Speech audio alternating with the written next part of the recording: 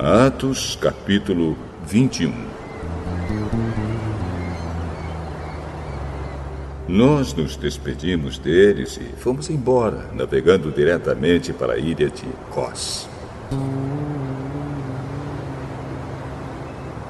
No dia seguinte, paramos no porto de Rhodes e dali continuamos até a cidade de Pátara, onde encontramos um navio que ia para Fenícia.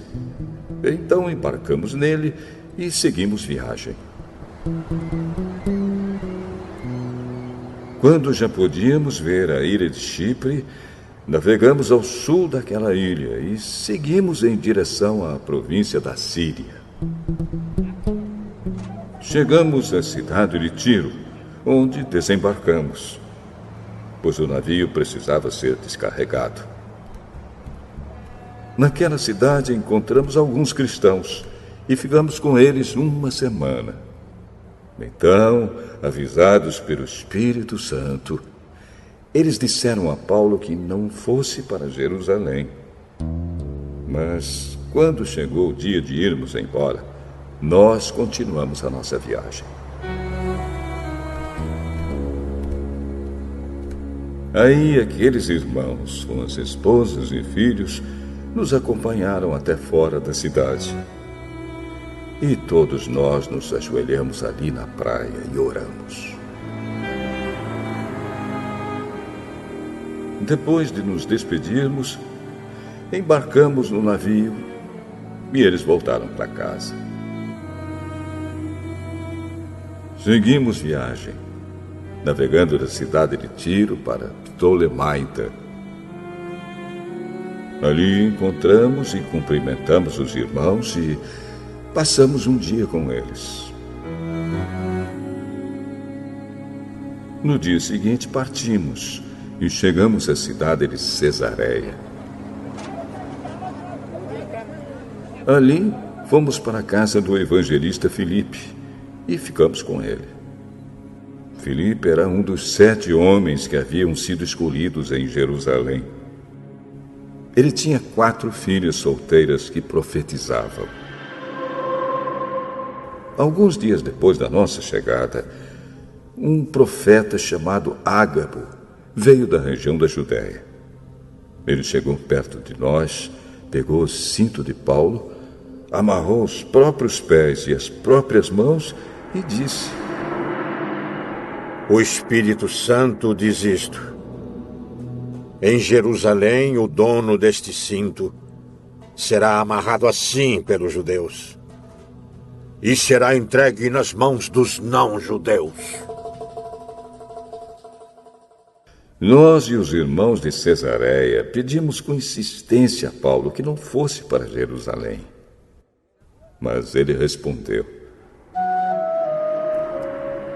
Por que vocês choram assim e me deixam tão triste? Eu estou pronto não somente para ser amarrado, mas até para morrer em Jerusalém pela causa do Senhor Jesus. E não conseguimos convencê-lo. Então desistimos e dissemos: Que seja feita a vontade do Senhor. Depois de passarmos alguns dias ali, juntamos as nossas coisas e fomos para Jerusalém. Alguns irmãos da cidade de Cesareia nos acompanharam e nos levaram à casa onde íamos ficar hospedados. O dono da casa era Menazon, natural da ilha de Chipre. Fazia muito tempo que ele era cristão. Quando chegamos a Jerusalém, os irmãos nos receberam com muita alegria. No dia seguinte, Paulo foi conosco até a casa de Tiago para se encontrar com ele. E todos os presbíteros da igreja estavam presentes ali. Então Paulo os cumprimentou e deu um relatório completo de tudo que Deus tinha feito por meio dele entre os não-judeus. Depois de o ouvirem, todos eles deram graças a Deus e disseram a Paulo: Veja bem, irmão, há milhares de judeus que se tornaram cristãos e todos eles são fiéis à lei de Moisés. Eles ouviram dizer que você ensina os judeus que moram em outros países a abandonarem a lei, dizendo a eles que não circuncidem os seus filhos, nem respeitem os costumes dos judeus. O que vamos fazer? Com certeza eles já ouviram dizer que você chegou. Portanto, faça o que vamos dizer. Estão aqui entre nós 4 homens que têm de cumprir uma promessa a Deus.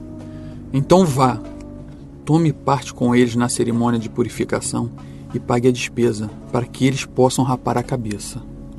Assim, todos saberão que não é verdade o que se diz de você.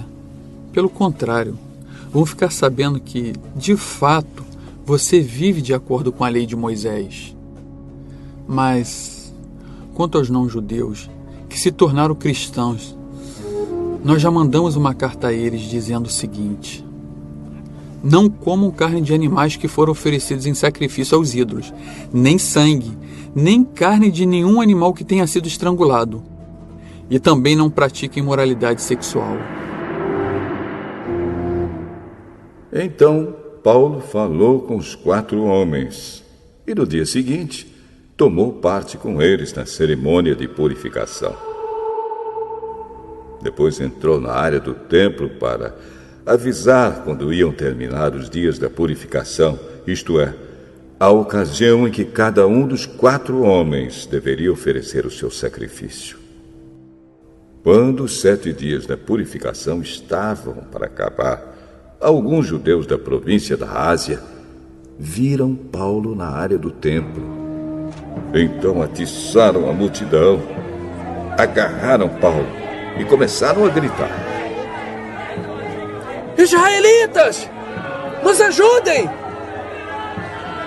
Este é o homem que vai pelo mundo inteiro falando a todas as pessoas e dizendo mentiras contra o povo de Israel, a lei de Moisés e este templo. E agora, ele está trazendo não-judeus para dentro da área do templo, profanando assim esse lugar santo. Eles disseram isso porque tinham visto Trófimo na cidade com Paulo. E como Trófimo era de Éfeso, pensavam que Paulo o havia levado para dentro da área do templo. A confusão se espalhou por toda a cidade e o povo veio correndo de todos os lados. Eles agarraram Paulo e o arrastaram para fora da área do templo e fecharam os portões. Quando a multidão já ia matar Paulo, o comandante das tropas romanas recebeu a notícia de que toda a cidade de Jerusalém estava em revolta. Então reuniu depressa alguns oficiais e soldados, correu para o meio do povo. Quando a multidão viu o comandante e os soldados, parou logo de bater em Paulo. Aí o comandante chegou perto de Paulo e o prendeu. E mandou amarrá-lo com 2 correntes. Depois perguntou: Mas quem é esse homem? O que foi que ele fez? Mas na multidão uns gritavam uma coisa, outros gritavam outra. A desordem era tão grande que o comandante não pôde descobrir o que havia acontecido. Então mandou que os soldados levassem Paulo para dentro da fortaleza. Quando chegaram perto da escada, os soldados tiveram de carregar Paulo por causa da violência da multidão que vinha atrás, gritando: Mata! Mata! Mata! Mata! Quando iam levar Paulo para dentro da fortaleza, ele disse ao comandante: Me dê licença para falar uma coisa com o senhor. Você sabe falar grego? Por acaso você é aquele egípcio que algum tempo atrás começou uma revolução e levou 4.000 terroristas armados para o deserto? Eu sou judeu, nascido em Tarso, cidade muito importante da região da Cilícia. Por favor, Me deixe falar com o povo. Então, o comandante deixou. Paulo ficou de pé na escadaria e fez um sinal com a mão para o povo, pedindo silêncio. Quando todos ficaram calados, Paulo começou a falar em hebraico.